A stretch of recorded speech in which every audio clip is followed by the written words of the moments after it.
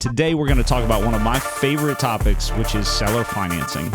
Now, I've bought and I've sold several properties personally using seller financing, and I love being the bank and I love being the buyer in those situations. So they're both great options.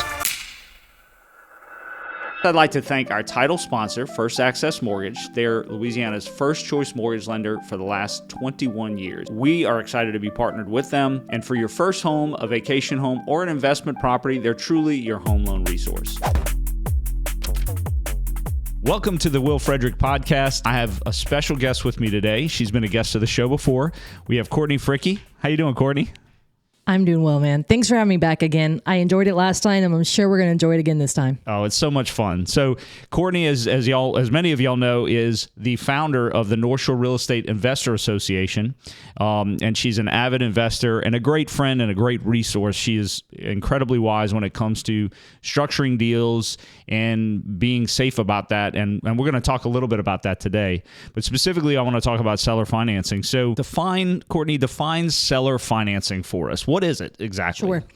So what we're talking about is creative financing. So in that category, but we're going to talk about a specific tool, which is seller financing. Mm-hmm. So real quick for everyone else, creative financing is, I've always said, that is utilizing the seller or their existing financing to solve a problem, to get a deal done. Mm-hmm. All right. So that's creative financing kind of in general.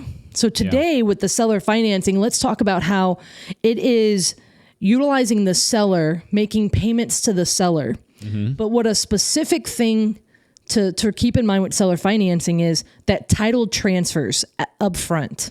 Okay. So with seller financing, traditional seller financing, so it's other words that have been used to describe this are a seller carryback. Yeah, I've heard that before. Credit sale. Okay. Purchase money note, mm-hmm. right? And with seller financing, it's basically payments are being made to the seller, mm-hmm. And a lot of times it's the terms of the sale, but title transfers up front. Okay. So it's different from things like bond for deed. I was going to ask. So it's different than a bond for deed. So that's more of an installment sale, but the title is kept. Right. The title is retained by the seller during a bond for deed, but Correct. At a credit sale or a seller finance, title transfers up front. Correct. Got it. And so it's really important to separate the two, as one is a wrench and one is a screwdriver, right? Yeah, sure. Different like they tools. serve different purposes mm-hmm. for both sellers and buyers. And so it's really important is to understand which one are we using and which one works for this situation. Right. There have been times when a bond for deed has been a better play, which is where the title stays with the seller, mm-hmm. right? And then there's times in which, the title transferring up front and basically the payments are going to the seller over a period of time, and the terms of the sales are outlined in that's important. Right. And so that clarity up front, but yeah, so that's seller. So for me, for seller financing, it is when title transfers and then payments are being made, for the duration of the agreement. Right.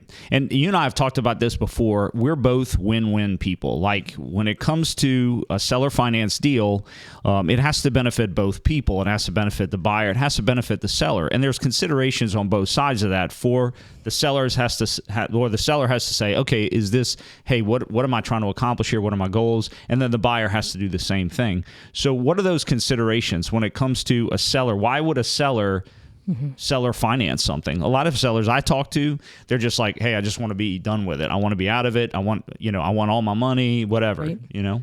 So ultimately, deals get done because what is offered is considered better than what they have, right? Yeah, absolutely. Let's take in that high level, deals get done that way. And so for them, sellers do it because what is being presented helps them in some way. It gets them what they want. So generally, with seller financing, I can pay more than I would otherwise. Mm-hmm. Yeah. Okay.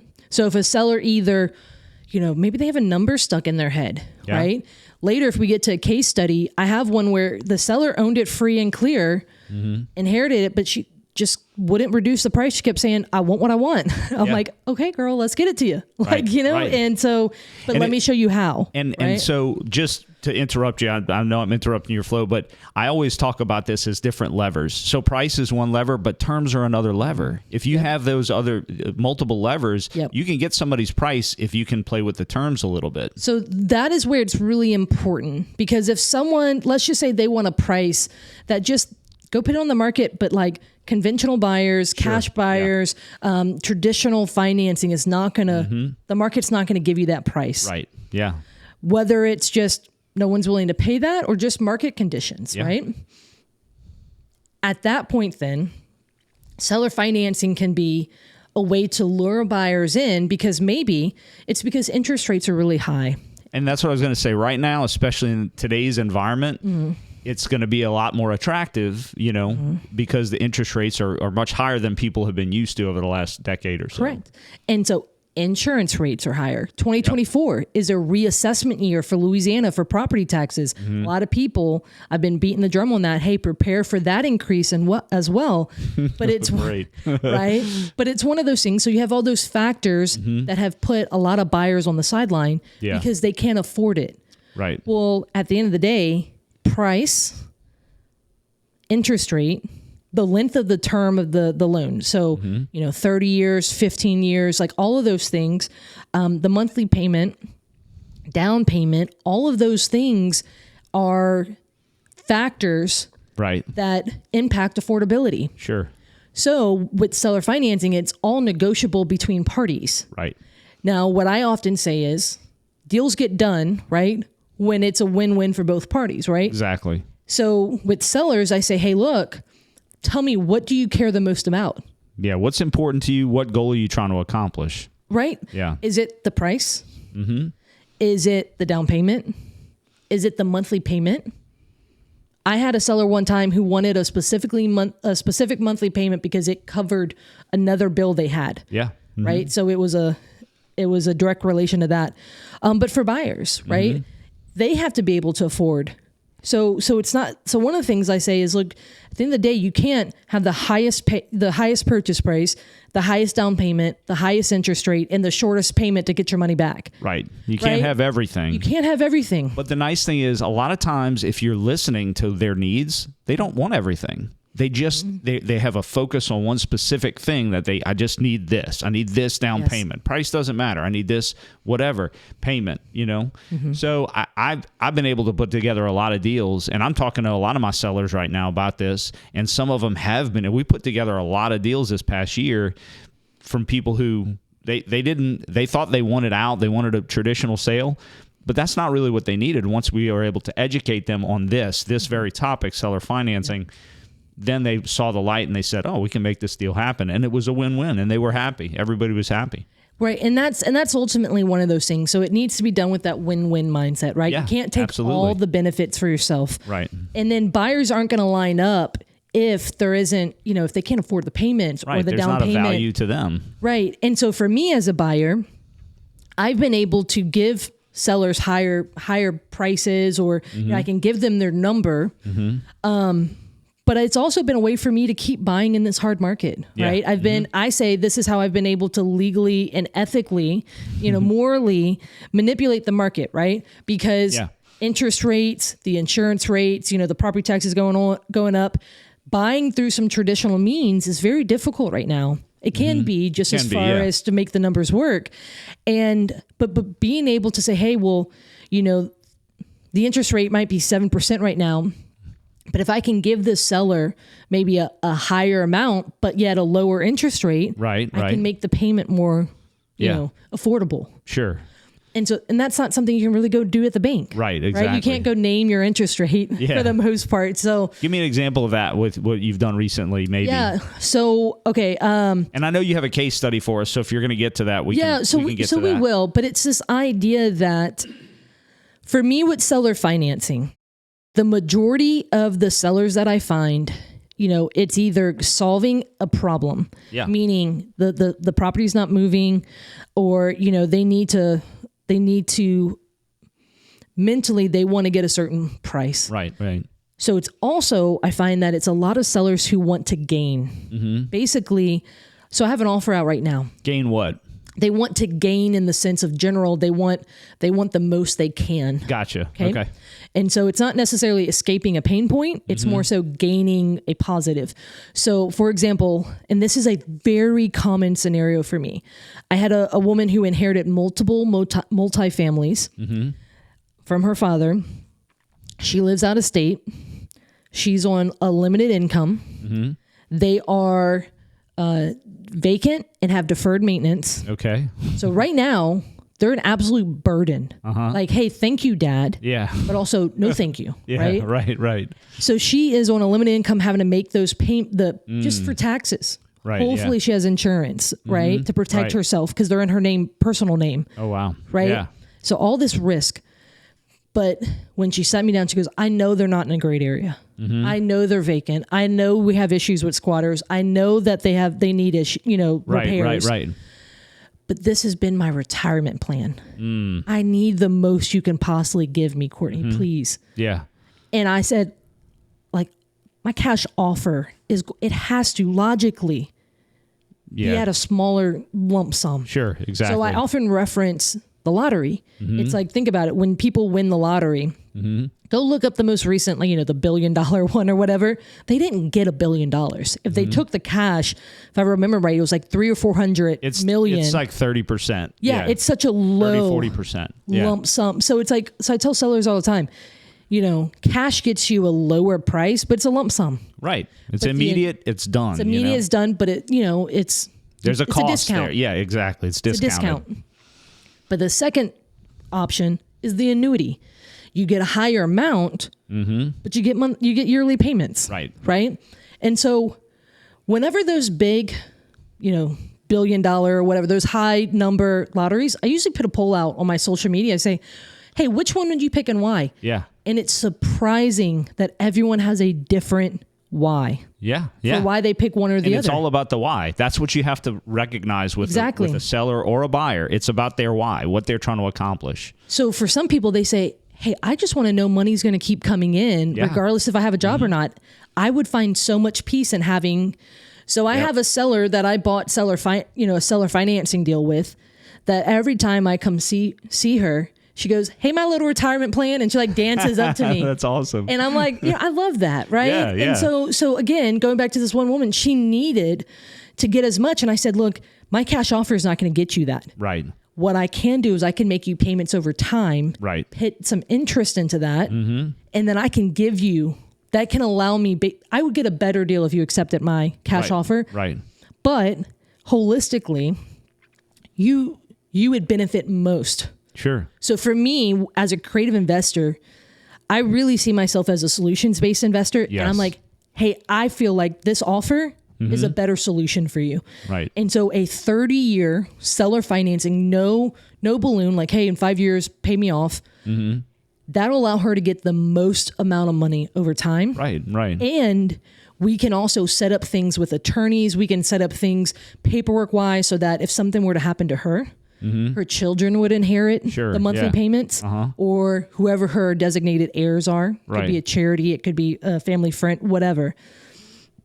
But it's important here that it's what problem are we solving? Yeah. The majority of problems are, they ultimately, I find with seller financing, they want to gain. Yeah. They want to get more. Well, and I think you're right, because sometimes what I'll do for a seller who may not really consider or think they want to consider seller financing, I'll ask them, well, when you sell this, what is your plan? What are you going to do with the money? And I put a deal together recently like this, because the big multifamily apartment complex, big sale. The guy was like, I don't know if I want to sell or finance it. I said, well, what are you going to do with the money? He said, well, I'm just going to retire. And I said, well, you're going to miss that income, huh? And he said, yeah. He said, I will. I said, well, what if I could help you retire? You wouldn't have the tax hit of a one-time sale. You could spread that tax hit out over many, many years, and you could have the safe income retirement. You don't have to worry about any of the headaches. He was managing himself. And, he said, okay, what are we talking about here? And then I told him it was seller financing, and he was like, so I had to educate him a little bit. So there's that gut reaction of like, right. But most people, I think that that's a miss, right? Like it's like there's some myths with that of like that. Hey, it, you know, because maybe they heard a story of it not going right. Well, it or sounds something. scary, and that's why I wanted you on this show to help educate people, because it can really be a great win. Absolutely. And so that is another common like avatar of a seller is someone who wants to get out of being a landlord. Right. So I founded the North Shore Real Estate Investor Association. I've been investing here now for a decade, and I come across investors all the time, and I say, hey, what's your retirement plan? Mm-hmm. Some people now, they want to give it to their kids, things like that. Right. Some sellers, I ask them, well, tell me about your kids.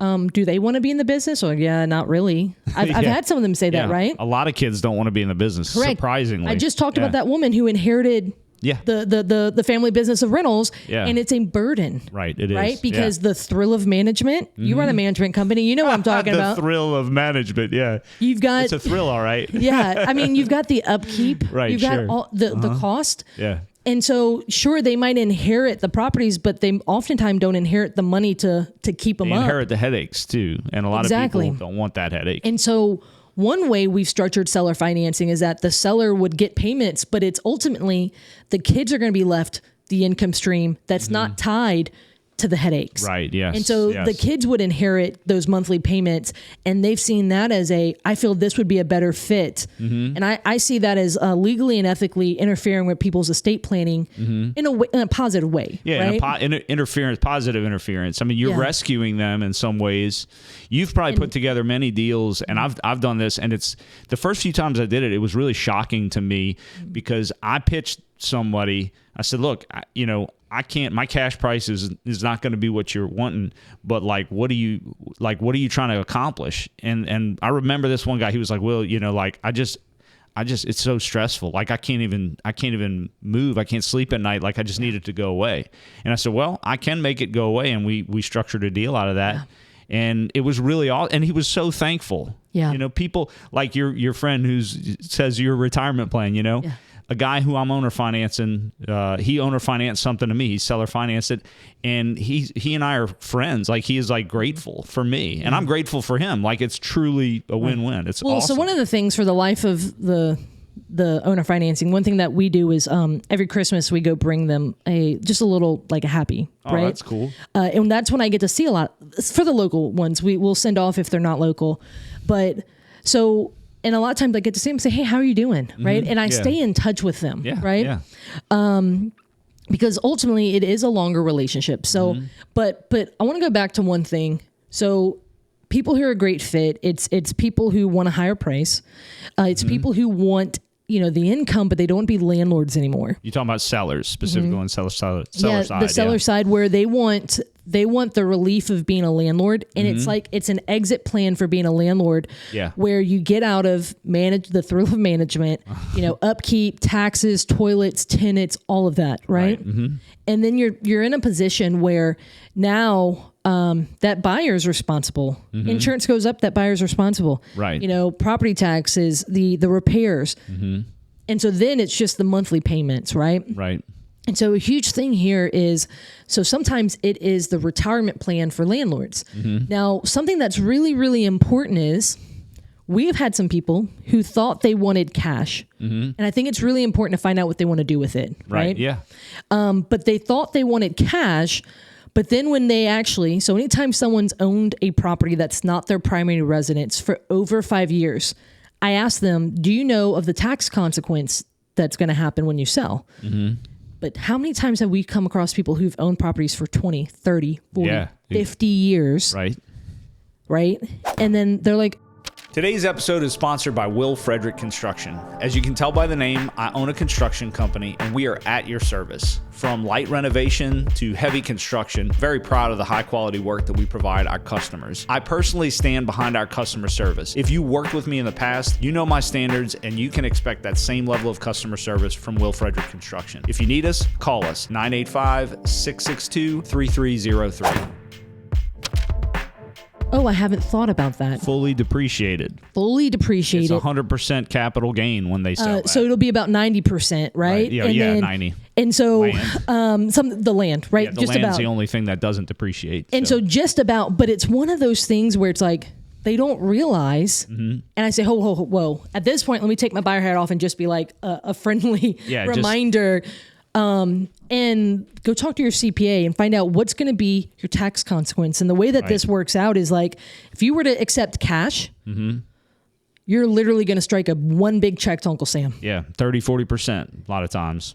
Depending on your tax bracket, it could be up to 50. Yeah. Right? And so some people have a religious obligation to not. Right? Like they have an objection. Oh gosh. They have some level of like, I would not be able to live with myself if, I would truly rather flush it down the toilet. Exactly. than fund. Anyway, that's a different podcast. That's a different podcast. But like, I know some people who are just like, I don't want to give like almost, a large portion of this to Uncle Sam. So there have been ways with a seller finance deal, we've actually been able to, it has been the better play than a cash play or, someone comes in with their own financing. It's been better for us to actually do the seller financing because it helps lessen lessen the tax burden, or it becomes like the elephant. Instead of it being one lump sum, you pay Uncle Sam in little bites over time. And so that's exactly why, like this guy who I bought something from, he wanted to sell, he wanted to be done with it, but he told me he wasn't thinking of owner financing. He told me that, look, I don't want to deal with the tax hit I'm going to have. And I said, well, what about this? And he said, okay, well, that's an idea. Let's talk about this. Yep. We struck up some terms, and it was truly a win-win. Everybody was super happy. So that is actually one of the most common reasons why people choose seller financing when they're a landlord, is just a relief of the tax issue. Yeah. Now, it doesn't take away the tax issue together. It just restructures how you have the tax hit. Right. And there's a really great resource. It's called the IRS. If you haven't gone and played on their website, there is a PDF. It's publication 537. Okay. I think it's a 21-page PDF. Okay. And I actually keep it in a little folder. That anytime when I go talk to someone who has a portfolio they want to sell, and it's, we think there's going to be, basically it's Uncle Sam's. The IRS has talked about installment sales where they talk about the tax situation. Okay. And so I usually will give them that handout and I say, hey, this is what you go talk to your CPA about. Okay. And so it's a really great resource. You can read it in layman's terms, right? Like publication 537. Correct. Okay. Literally just go Google and just put IRS publication 537. Sure. And we'll link that in the show notes maybe. Yeah. So it's a great resource when you're dealing with someone who's, who's thinking about retiring as a landlord and they want to kind of understand how the IRS sees it. Yeah. And that's what we're talking about, is just restructuring those tax implications. And so it can be a great benefit for people. And, I have, just like you, I have bought and sold this way. Yeah. Because it's one of those things where, again, those benefits are there. Right. But at the same time, a lot of people, they kind of only focus on the risk. Right. Right. Well, let's talk about the risk, because we've been talking about the benefits, and I want to go back. We've been focusing on sellers, the benefits to sellers. Before we go to risk, let's talk about the benefits to buyers. Very true. So with buyers, like I said, it's, for me, right now, this market's been very interesting. So a lot of investor buyers have kind of just been sitting on the side because they can't make, the 8, 9, 10% interest work. Sure. Yeah. So for me, as I said, this is how I feel I can legally and ethically and morally manipulate the market. And so because I can play with those different levers, right, the price, the length, the down payment, the interest rate, all of that. Yeah. That's how I've been able to keep buying. Okay. So it's all negotiable. When's the last time you went to a bank and negotiated the terms, right? Yeah. It's just not as common. Yeah. And I'm sure some people have been able to, hey, you can negotiate a little bit, but there's not a lot of leeway there. Correct. And so it's very different in that regard. And so that has been a huge benefit. And so this is great for buyers who are wanting to live in a home, but maybe they're a serial entrepreneur and banks just don't like them. Yeah. Right? That's a real thing. Yeah. But they can afford it. They have the cash, they have the credit, but just banks don't like their occupation in life. Right. The bank doesn't like their boss. Right. Yeah. This can be great for investors. Myself as an investor, even when I pay cash, I'm paying someone interest. Sure. So me personally, when I buy with cash, it's not that I'm using millions of dollars in cash in the bank. What I'm doing is I have individuals who will lend me that. Yeah. So then I'm giving the seller cash, but I'm going to pay that individual interest. Sure. I'm going to pay someone interest. Yeah. You're paying somebody right? interest. And right. Investors pay banks. They pay, I'm paying private individuals. So I'm like, hey, I'm going to pay someone interest. Even if you have a pile of cash sitting in the bank, there's an opportunity cost to that interest because right now, especially you're making okay money. I mean, 4%, even in liquid, you're making 4% on your money. So you're paying yourself, you're taking yourself out of the interest making. Well, but even then, a lot of investors have that mindset of using other people's money. Sure. My personal philosophy is money in the bank is to play defense. Yeah, yeah. I use other people. Yep. It's allowing me to weather the storms. Right. Right. Yeah. A lot of people are struggling weathering the storms because they don't have the money in the bank to handle. It's taken longer to rent stuff,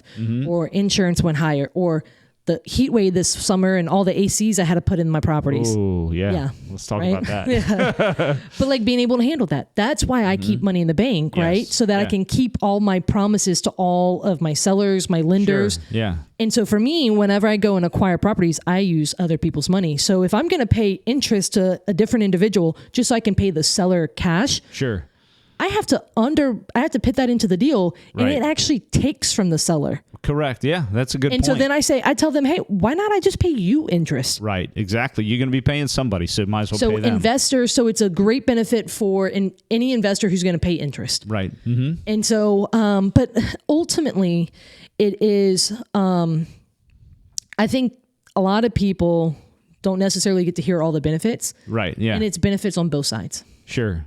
Well, let's talk about the risk now. What is the risk for a seller and what is the risk for a buyer? Sure. So let's start with the buyers. Okay. So one of the risk with buyers are, something that happens to the seller, right? Yeah. So for example, I have frequently structured 30-year seller financing.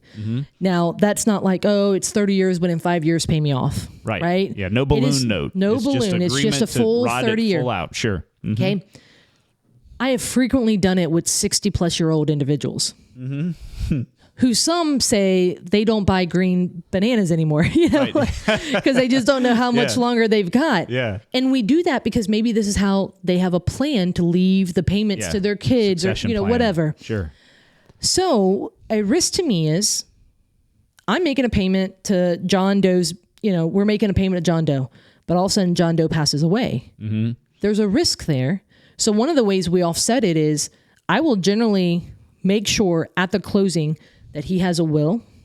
Okay. I don't need to know what it says. I just need to know that he has one. Sure. We know who the next of kin is, or the point of contact for that estate.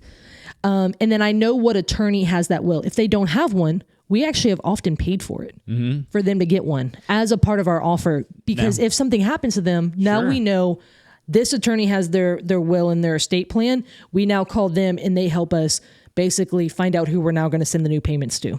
Now, do you do that just for the green banana people or do you do that for anybody?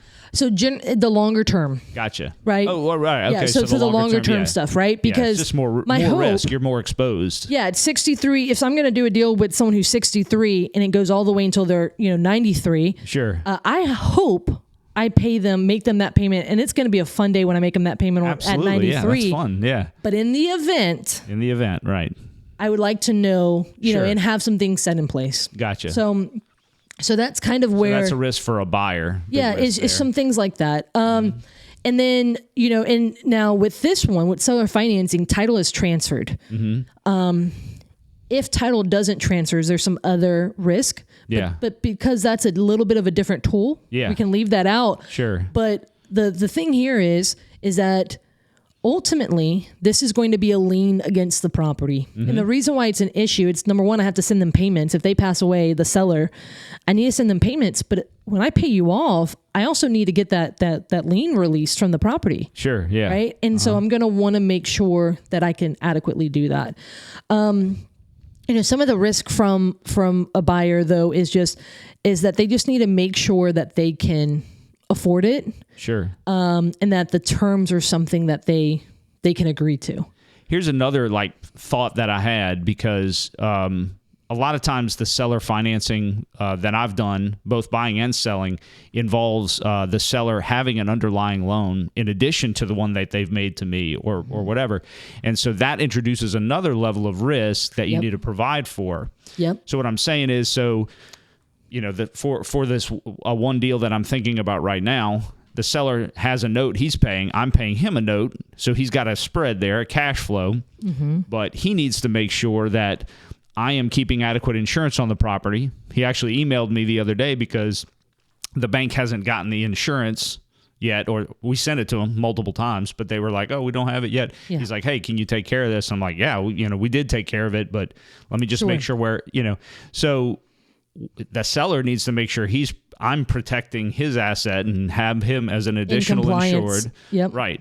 And with the loan, and then also that brings up another thought to me. You want to make sure there's somebody in the middle that's administrating that tool, I guess you could say it, because if I'm making payments to that seller and he's not making payments to the bank, well, guess what happens then? We both lose that property. So that's a huge part. So if you're considering this, you want to underwrite the deal, and you want to underwrite the deal to say, what does that mean? You want to look into the deal, like do your due diligence on the deal, out.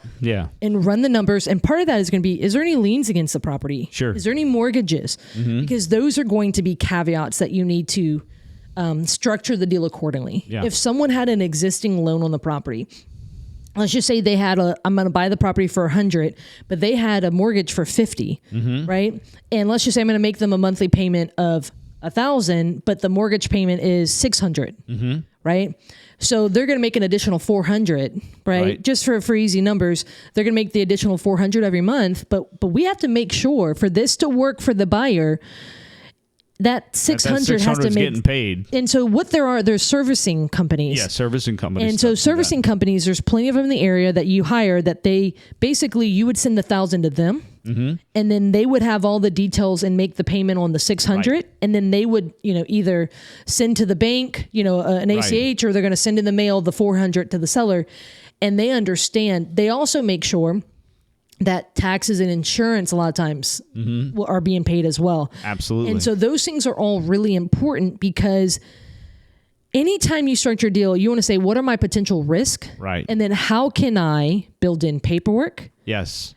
Maybe there's people like a servicing company. What team members do I need to successfully do this deal? Yeah. And so those things are really important. And then normally, let's just say there's no loan on the loan. What we do is we put the seller as the mortgagee on our seller financing deals. Absolutely, yeah. So again, if they own it free and clear, there's no one else involved, we'll say, hey, Will, if you seller finance something to me, I'm going to go get an insurance policy, because in our agreement, it says I have to keep adequate insurance on it. Okay. Right. And so then I'm going to add you as mortgagee on the insurance policy, and you're going to get a notice at renewal. Right. You're going to get notice, just of the evidence of the insurance. But if I were to ever cancel it, you would be notified. Right. And so, now explain what mortgagee, you. just in case somebody listening doesn't know what that term is, at mortgagee, because it was a long time before I fully really understood what that was. Yeah. So what is a mortgagee clause or a mortgagee? Yeah. If you were to go buy a house in Chase or Wells Fargo and they financed it, when you do insurance, they are named as the mortgagee because they have a interest in the property as a lien holder. They're granting you the mortgage. You're the mortgagor. Yep. And they're granting that mortgage. And so they want to be protected on insurance because in the event the house burns down to the ground, generally speaking, when there's a mortgagor, they're going to make the insurance out to the mortgagor and the person on the insurance policy. Because they have a bigger stake in it. Absolutely. A lot of times it's a bigger stake than you have in it. Even though you've got the equity, that bank needs to be included in that insurance check, because if it's 100% payoff, the bank needs to get theirs first, really. Absolutely. So it's important to protect. Yeah. And so you want to structure these right. These deals are done with title companies. They handle all the legal documents. Right. We get title insurance on them. We do a title abstract, so we make sure we understand if there's any liens or judgments. We make sure that the seller is named as additionally insured. Yeah. We make sure we put proper insurance. We're not cutting corners. And so ultimately those are all really important factors for this to go well. So you're saying that as many risks as there are, they can be mitigated. They can be provided for if you're doing taking all the right steps and slowing down and seeking good advice, Well, so for example, another big risk for a seller, and this is the big one. Mm-hmm. Well, what if they stop paying? Sure.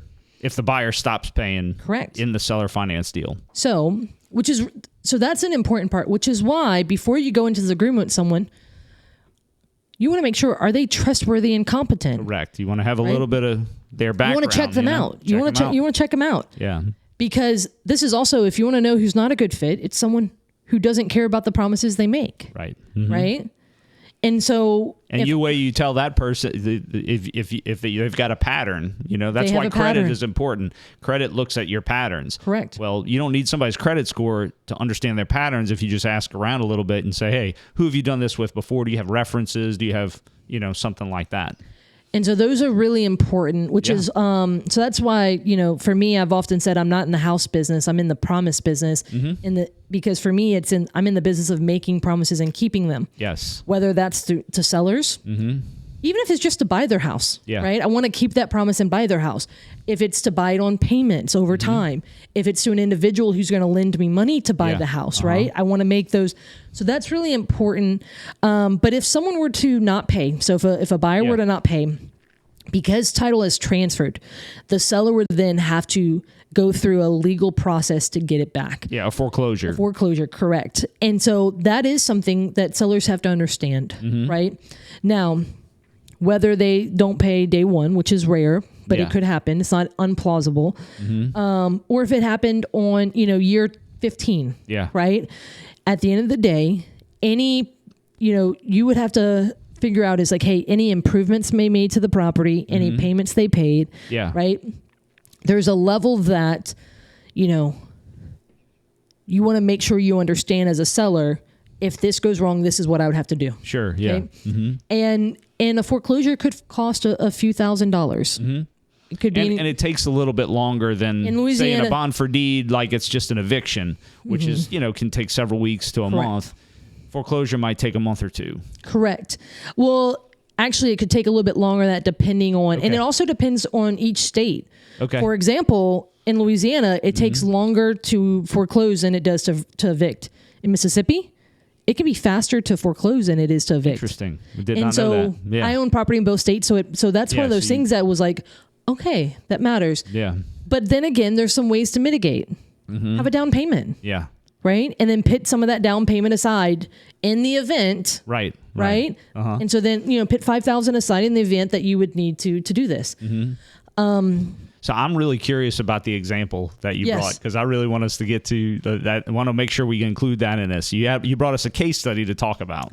Sure thing. So this was a property I alluded to earlier that was it was a duplex in New Orleans. This is the lady that inherited it? She inherited it. She inherited this in actually a single family house on the same street. Again, thank you, Dad, but no thanks. It needed work, and it came with the thrill of management. It was also New Orleans East. Okay, so at the same time, Dad had left her that. So she owned them free and clear, meaning she had no mortgages, nothing against them. And you would think that would be like such a benefit because you own them free and clear. It's not like you had debt, but repairs, all those things, right? Squatters, legal issues, maybe. So this duplex, she originally reached out to me. She had, one side was empty. She had been renting out to this one woman on one side. The other side was empty. And she said, how can I get the most money? I said, honestly, go put it on the market with an agent and have someone who's going to live in that one side because they'll pay with a loan. They're going to pay a premium. Right. And so she said, okay. She went and listed with an agent. Because of some situations, it was 70 plus days on the market. She gives me another call. Courtney, please come make an offer on my property. Please come. And I'm like... And so I see she was listed at 155, and over 70 days, she had 2 buyers go under contract and walk away because she had a foundation issue. Ooh, yeah. Okay. And that can be very scary. And that's in a first-time home buyer price point, the 155. Sure. Yeah. And but then all the investor offers she was getting was under 100,000. And so she was like, well, She didn't want to lower her price, right? And so I said, well, what do you want to get? Well, I want an offer now, but I want what I want. Right. I'm like, okay, that's called, your cake and eating it too. Having your cake and eat it too. So I said, okay. I said, honestly, my cash offer would probably be under that 100 from everything you're telling me. Yeah.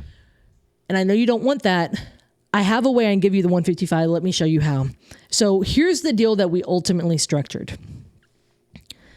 By the way, it would have been worth 175 if she would have done the work to it. But she didn't want to. She didn't have that money. She didn't want to put out that money. Foundation work? The foundation work. How much was the foundation work? So it was just going to be a few grand. Really, sometimes that could be 20, 30, but sometimes it's only a few grand. It was less than $5,000. And so, but it was scary. Yeah, it's always it was scary to some people, right? Yeah, foundation You can put your phone scary. underneath the house and you can actually see one of the main joists was cracked. Yeah. And so you had that, you had some cosmetic things, Sure. And so, but she just didn't want to put the money into it, right? So they priced it aggressively, but there just wasn't any bites. And so what we ultimately purchased at was $82,000. But let me explain how I solved her problem, because she loves this deal. We gave her 5% interest over 30 years. And so ultimately what she's getting is that $82,000 right plus over $76,000 in interest. Sure. To where she's ultimately getting $158,000. Yeah. And so she was able to get that number that was stuck in her head. Yep. If she would have gone and just gotten it's just like she won the lottery for $158,000, but she took it in payments over time. Exactly. Versus getting the lump sum of 82. Exactly. Right? Exactly. And so monthly I'm paying her $440. She had a tenant in there for $700. And so when she paid insurance and taxes, this is about what she was making. Okay. Yeah. But yet, here's the thing is, she is not having any of the management hicks. She is free of it. She is free. Again, people my want little retirement plan. Freedom is the most important thing for people normally. They just want to be free. And so she absolutely loved this deal. She said, hey, I've been going on trips. I've been, because she would go and be afraid that something was going to happen to the rental while she was gone. Yeah. Yeah. And so it was a win for her, a win for me. And I enjoy every time I get to go talk to her each year and check in on her and see how she's doing. That's fantastic. Well, I love that deal, Courtney. Thank you so much for sharing. And I think that really is going to help a lot of our viewers understand that there's a lot of myths that can be, just gotten rid of, because if you can educate yourself a little bit about these processes, these tools that are at everybody's disposal. I mean, Courtney is no genius. I mean, I think she is a genius, but it's not rocket science. This is not something that nobody else can do. This is just something that she's had the guts to go in and learn how to do. Exactly. And if you can do that, there's a lot of other possibilities that open up. And so we love this. This relationship that we have with the North Shore Real Estate Association, and Courtney has been a great, valuable asset to the show and our community, to be honest, just because of you're solving problems for people. Yeah. And so that's why we love having you on the show. So I appreciate you having me. Well, it's always a pleasure. Thank you for coming. Thank you for coming today. And thanks for watching. This is the Will Frederick Podcast, where we talk about real estate, wealth building, money, and life.